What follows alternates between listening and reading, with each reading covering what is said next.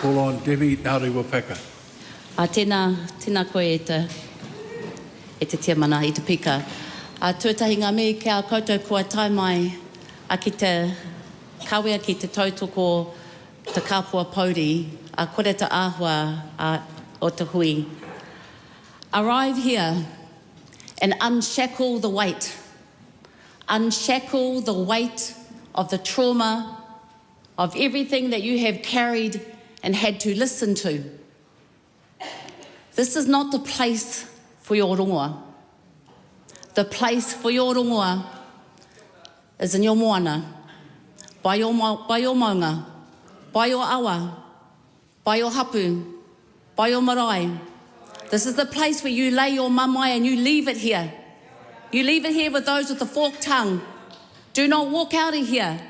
To those watching this, do not leave here. Do not leave here without dumping that mamae that you have had to carry and pass on. 655 children, rangatahi pahake, went through our state care system. Over 200,000 were abused. That we know of. That we know of. And I want to mihi tu whanakitea. I want to mihi to what it is that you have left us. For those who are brave and left us this. For those who represent us who could not contribute to this. We will hold this and we will never let this place of trauma forget it. Ever. Because that is what we fight for. I've had to listen and I'll try and hold it back. I've had to listen to the fact that those who targeted our people because they were Māori, they were takatapui, they were tangata waikaha, they were tangata turi, and they were poor. That's why we were targeted. What the hell has changed? What the hell has changed? You listen to all the richness of the kōrero today, but what the hell has changed for us? Bernie Rudu O'Donnell said it. I get really tired of seeing the looks to the horror stories that he has to repeat. The Crown must be held accountable to the abuse and for the abuse because it was criminal. And it is criminal negligence. E te wanaunga, ka tautoko aho. There must be consequences. There is no time to digest. We need time to digest, but they were quick to uplift, quick to move, quick to ruin us, quick to displace us, quick to forget Article 2, undisturbed access and rights to all our whenua, our taonga, to us as being Māori, quick to do that. Do not accept, do not leave here accepting that this report must be digested slowly. For Christ's sake, my mokopuna can see what's needed.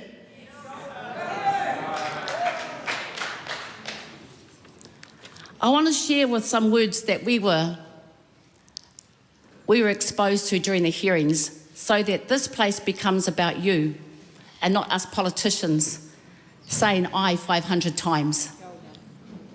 Tupua Ulich, who's from Ngāti Kahungunu ki Hiratonga. He shared the experience of being in state care from the age of 5. He was placed in multiple foster homes and attended 9 schools in 12 years. He missed school so many times because of his bruising and the injuries that he was enduring by a state-approved caregiver. Hooked in the head at 5 years old by a fully grown man, crying and bleeding on the floor, told that his father had just passed away. Knowing that that was his only source of justice that was ever going to come and save him. A child at the mercy of a monster. No one checked in on him, but he was quick to be uplifted and slow to be checked in on. What's changed? Terrified, having to test in the CCTV against a defence lawyer, and what happened? That caregiver got 30 months community service. What have we learnt? Ihorangi Rewati Peters of Ngāti Tūwharetoa, Ngāti Kahungunu and Ngāti Tahu Ngāti Whaiao descent, placed in state care at a very young age, shared his lived experiences of physical and mental abuse, and while he's ended up in some really great situations, to get there was horrific. 7 placements in 6 years, using his experience to ensure rangatahi don't endure what he had to. bravely fronting a call to action to improve access for mental health and counselling support. What's changed? Are we there? Glenda Maihi of Te Arawa descent, placed in foster care by the Department of Social Welfare from the age of 5. She spoke about the physical, psychological trauma she experienced during these placements. She discussed recommendations. She does not want any other child to endure what she went through. Do we listen? Tūmohi Clark, Ngāti Haua, Ngāti Koreki Kahukura, shared the experience of abuse in state care he had, what he suffered, the impact that's had on his whānau across generations. Te Aroha Knox of Waikato Tainui in Ngāpui went into care at 10 years old because of abuse at home, went through foster homes, different institutions, and she shared how Te Whare Tapawhā model has helped her in her journey of healing. Karanui Whānui Queenie was placed in state care at the age of 11 due to truancy. She was sexually abused in 2 of her 3 homes she was placed in. As an adult, she used her Māori values to care for other tamariki. She cares and she shared her story so the government can better understand how to look after our tamariki today. What's happened? Paora Sweeney grew up in a loving family but suffered trauma due to the loss of his parents. He had multiple experiences placed in care, custody facilities as an adolescent, experienced being abused in care. He talks about the clear link of that experience between being placed in care and ending up in gangs and adult incarceration. How do we treat gangs today? Do we understand how they got here? Wiremu Waikiri, Kari, Ngāti Porou descent, reclaimed his ingoa as a form of rejecting the abuse that he experienced in care, turned to his taha Māori to help him recover from the physical, psychological, sexual abuse and racism.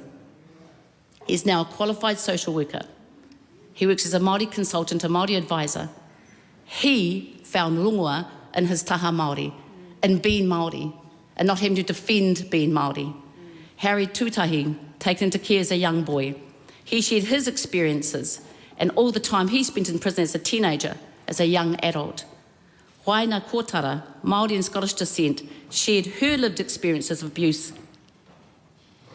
and the pathway that she chose and the way that she thinks that could be used to actually help and re-navigate other children in tamariki in care. Nothing learned, nothing learned.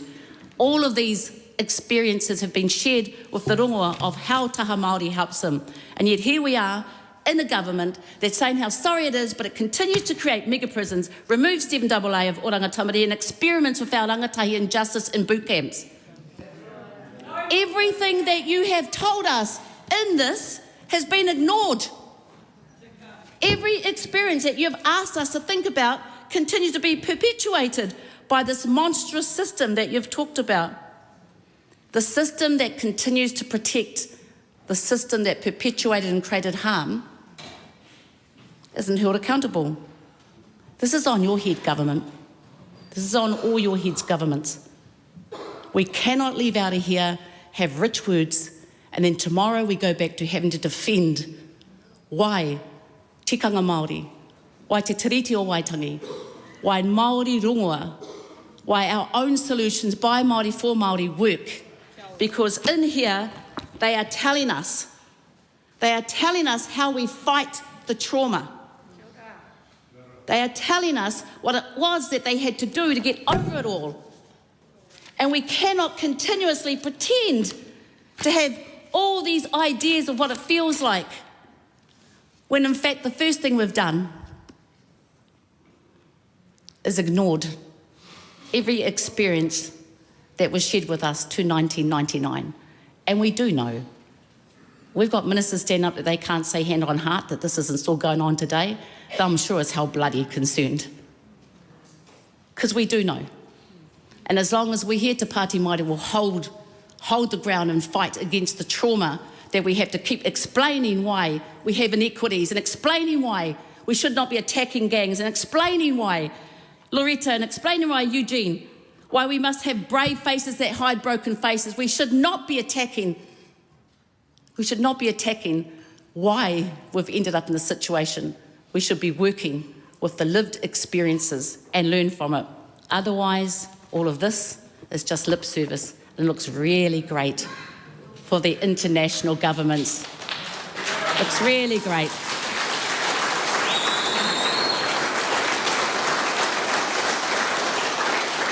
So we will not stop until the last of our breath goes out.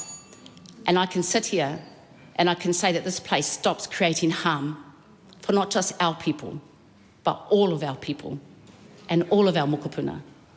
Kia kaha whānau.